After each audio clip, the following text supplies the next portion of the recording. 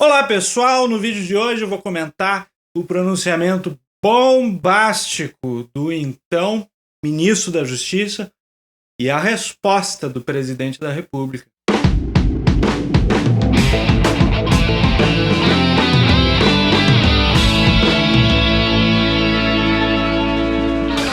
Uma verdadeira hecatombe. Olha, eu não me recordo de nada parecido com isso. Um ministro que ainda no cargo convoca uma entrevista coletiva para anunciar sua demissão e detonar o presidente da República. O primeiro fato que me chamou a atenção foi logo no começo da entrevista.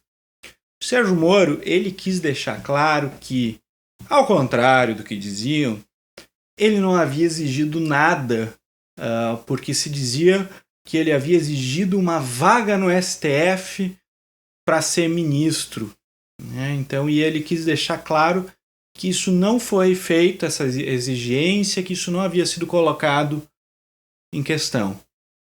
O problema foi que nisso o ministro Sérgio Moro afirmou que fez uma única exigência.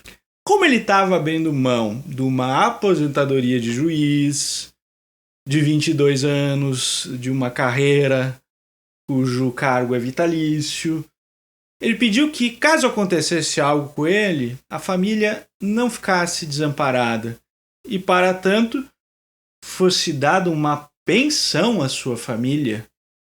Como assim uma pensão? Se fosse a pensão por morte lá do INSS, que já existe, ele não precisaria pedir. Se ele pediu, é porque ele não está falando dessa pensão que está na lei. Ele deu a entender que seria uma nova pensão que fosse criada.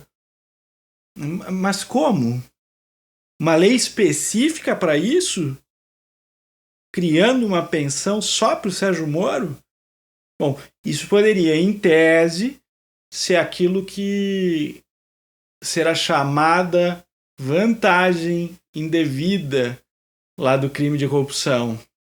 Também poderia ser o caso de ato de improbidade administrativa, afinal, viola o princípio da impessoalidade.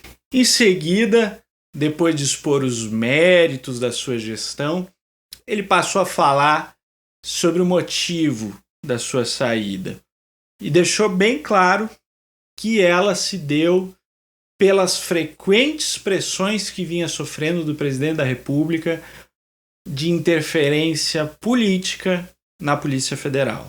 Essas interferências elas vinham ocorrendo desde a metade do ano passado e culminaram com a exoneração a pedido do diretor-geral da PF, Maurício Valeixo.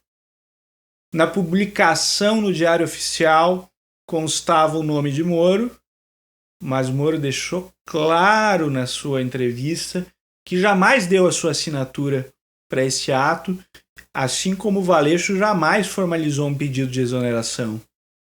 Então, vale questionar, não houve ali um crime, uma falsificação ideológica, falsificar a assinatura do Moro, assinatura eletrônica? Esse a pedido, ele tem uma sacanagemzinha embutida. Quando a exoneração ela é de ofício, há uma ajuda de custo para que a pessoa mude de Brasília para a sua cidade de origem. Quando a exoneração é a pedido, não há essa ajuda. Então isso só reforça que essa demissão foi uma espécie de punição, uma vingança. Moro disse que jamais foi lhe apresentada nenhuma justificativa razoável para demitir o diretor-geral da PF. Nós sabemos por diversas notícias que a Polícia Federal está investigando a família Bolsonaro e por diversas frentes. Vamos lá, o Carlos Bolsonaro está sendo apontado como o grande articulador de um esquema criminoso de criação de fake news que envolve gente que é paga para trabalhar inventando diariamente notícias falsas e que isso também estaria por trás do financiamento daquelas manifestações que a gente viu, pedindo volta da ditadura, fechamento do Congresso Nacional, fechamento do Supremo Tribunal Federal. O Flávio Bolsonaro, enquanto isso, que a gente sabe que está enrolado até o pescoço, ele estaria financiando a milícia do Rio de Janeiro através daquele esquema das rachadinhas na Assembleia Legislativa. Então ele estaria doando imóveis para a milícia. Depois de um dia extremamente conturbado, o presidente veio a público somente às 17 horas fazer um pronunciamento sobre o ocorrido. E aí a emenda saiu pior do que o soneto. Um pronunciamento extremamente confuso. Ele falou do aquecedor da piscina, que na verdade tem aquecimento solar. Ele falou da sogra, disse que a sogra foi chamada de traficante, de estelionatária, de não sei o quê. Falou que o filho era o maior comedor do condomínio. Falou de tudo um pouco. Ele só não falou porque que ele queria demitir o chefe da Polícia Federal. Aliás, ele disse que o chefe que havia pedido para sair porque está cansado, porque a gente já viu que não é verdade. E ele colocou os pés pelas mãos quando resolveu falar da investigação do assassinato da Marielle Franco. Esse condomínio. Condomínio Vivendas da Barra, hein? Agitadíssimo esse condomínio. A gente já sabe que o assassino da Marielle entrou nesse condomínio onde mora o presidente da República no dia do assassinato da Marielle. E entrou lá tocando um interfone que, segundo o porteiro disse isso em depoimento, era do Jair Bolsonaro. E ele reconheceu a voz do Jair Bolsonaro e autorizou a entrada no condomínio. Diante disso, o presidente da República quis que o Sérgio Moro mandasse a polícia colher o depoimento do porteiro. O Sérgio Moro sabe da ilegalidade dessa medida. Afinal, tem ali uma longa carreira como juiz criminal. Essa prova, inclusive, seria nula. Quem determina as competências das polícias federais e estaduais é a lei. Portanto, a gente não pode transformar elas em uma espécie de serviço privado do presidente da República. Se ele estava ali sendo acusado de um crime, bom, ele deve procurar os seus advogados particulares e não usar a máquina estatal para interferir numa investigação que estava a cargo de uma polícia estadual. O presidente não explicou por que queria demitir o diretor-geral da PF, não apresentou uma justificativa razoável. O Sérgio Moro, por sua vez, apresentou provas mais tarde para o Jornal Nacional, na mesma noite.